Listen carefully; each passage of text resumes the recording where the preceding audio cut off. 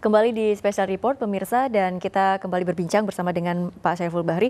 Pak Syaiful, sekarang juga ada dugaan kriminalisasi terhadap ulama, di mana kasus yang kita tahu Habib Rizik ini beberapa kasusnya kembali mencuat kembali gitu di kepolisian. Menurut Anda, jika ini langsung diurusi oleh polisi setelah pasca vonis Ahok ini, ada hubungannya kah? Sebenarnya kalau saya sebagai ahli hukum pidana tidak ada hubungannya. Setiap hari terjadi peristiwa-peristiwa pidana dan masuk ke dalam sistem peradilan pidana, dan terhadap ulama Habib Rizik ini kan berkaitan dengan peristiwa-peristiwa politik. Karena berkaitan dengan peristiwa politik, maka orang menduga ini adalah kriminalisasi. Tapi dugaan.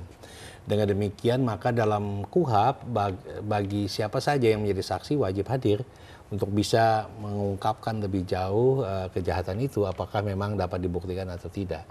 Saksi menjadi kunci, tapi saksi itu juga potensial menjadi pelaku. Dan apabila dia tidak hadir, maka ada upaya hukum luar biasa untuk melakukan penjemputan paksa itu, supaya perkara ini tidak menggantung, supaya tidak menjadi hutang bagi penyidikan, maka segera dapat dilaksanakan. Bagi Habib Rizik kan sudah lama berurusan dengan polisi itu, sudah biasa dan sebagainya. Tapi kemudian nanti kan hakim yang akan menentukan bersalah atau tidak bersalah. Tetapi pekerjaan penyidik adalah mengungkapkan kebenaran itu. Dan kemudian dibawa kebenaran itu ditelaah juga oleh jaksa penuntut umumnya. Apabila tidak terbukti kan bisa dikembalikan, bisa di SP3. Bahkan di tingkat jaksa penuntut umum itu juga bisa didiskresi untuk kemudian demi hukum dia tidak dilakukan penuntutan, tidak dilanjutkan penuntutan. Apabila juga masuk ke dalam pengadilan, maka pengadilan akan melihat unsur-unsurnya itu dengan segala berbagai macam pembuktiannya, maka pada akhirnya nanti hakim akan menentukan. Oke, tapi menurut Anda benarkah di sini ada kriminalisasi terhadap ulama, khususnya kepada Habib Rizik? Kalau kriminalisasi itu kan kalau memang ada unsur-unsur pidana terhadap kejahatan yang dilakukan. Maka misalnya yang mana dulu ini? Apakah berkaitan dengan undang-undang IT atau penistaan terhadap Pancasila? Mesti harus diuraikan lebih jauh. Jadi kita juga tidak boleh mengatakan ini sebuah kriminalisasi, tetapi dugaan kriminalisasi oke, karena itu berkaitan dengan peristiwa politik. Kalau saya melihat bahwa ini adalah suatu peristiwa pidana, maka ya hadapi, laksanakan, dan mungkin juga bisa tidak bersalah, mungkin juga bisa bersalah. Dan apabila itu dilakukan dengan cermat, hati-hati, melalui langkah-langkah due process of law, maka penyidik juga akan terpuji, tidak akan ternista begitu. Oke, nah kalau Anda sebagai ahli pidana begitu, Anda melihat kasus-kasus yang menjerat Habib Rizik saat ini harusnya dilanjutkan penyidikannya atau SP3 saja? Kalau memang unsurnya sangat kuat, terbukti dan ada korbannya, ya itu bisa dilanjutkan. Kalau kita supaya lihat hakim kemarin, nanti akan menentukan. Tapi kalau memang tidak ada, itu hanya sebagai sesuatu hal yang kaitannya dengan politik, nah itu yang sangat nisbi. Nah ini kalau misalnya kita lihat kemarin Kejati Jawa Barat juga mengembalikan berkas kepada Polda Metro Jaya. Itu biasa, saling kontrol. Kalau memang mengembalikan berkas itu biasanya ada kekurangan-kekurangan di dalam BAP, dan juga mungkin kekurangan itu harus dipenuhi, wajib Kejati, karena sistem kontrol antara penyidik dengan jaksa penuntut umum itu terjadi. Karena apabila sudah diterima oleh jaksa, maka bola panas ada pada jaksa.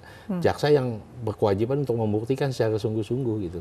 Tapi kalau dia tidak menerimanya itu dengan utuh, kemudian ada keraguan, harus dikembalikan. Kalau pengembalian itu kemudian tidak dapat terpenuhi, ya harus di SP3. Harus di SP3, itu yang harus. Baik, kalau misalnya untuk kasus dugaan perbincangan atau chat pornografi begitu, Anda melihat di sini ada kejanggalan atau tidak? Ya kan itu harus ada bukti yang paling utama kejahatannya apa. Kalau konten itu kan tidak dalam KUHP, tetapi dalam Undang-Undang IT. Dan korbannya apa, siapa.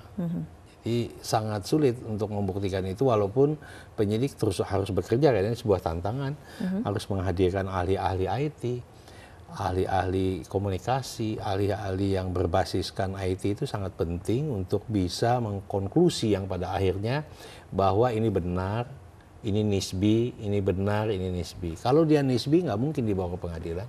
Maka ini adalah sesuatu yang sangat sulit untuk dibuktikan. Oke, kalau misalnya kita lihat kemarin ada juga laporan terhadap Komnas HAM begitu dari alumni 212 yang mengatakan bahwa ada kriminalisasi ulama di Indonesia saat ini. Anda merasa memang ada kriminalisasi terhadap ulama saat ini? Jadi Komnas HAM itu kan memang bekerja sebagai bagian paling utamanya adalah mengontrol pemerintah. Ya. Pemerintah yang sewenang-wenang, pemerintah dalam arti yang luas itu kan termasuk presiden. Kemudian dalam arti sempit termasuk penegakan hukum seluruhnya. Maka apabila ada suatu due process of law yang benar dan itu melanggar HAM, maka Komnas HAM harus bergerak untuk melihat kaedah-kaedah itu. Apakah ini berkaitan dengan masalah-masalah kemanusiaan, hak dan martabat manusia yang mudah sekali ditetapkan sebagai tersangka dan lain-lain, itu akan dinilai oleh Komnas HAM. Apalagi ini menyangkut golongan, golongan itu ulama adalah golongan, yang lain-lainnya juga termasuk golongan, maka ini adalah sesuatu yang besar, maka Komnas HAM berdasarkan undang-undang harus bekerja. Oke, nanti kita akan lanjutkan kembali, karena kita harus jeda terlebih dahulu Pak Syaiful. Pemirsa jangan kemana-mana, Special Report masih akan kembali usai jeda.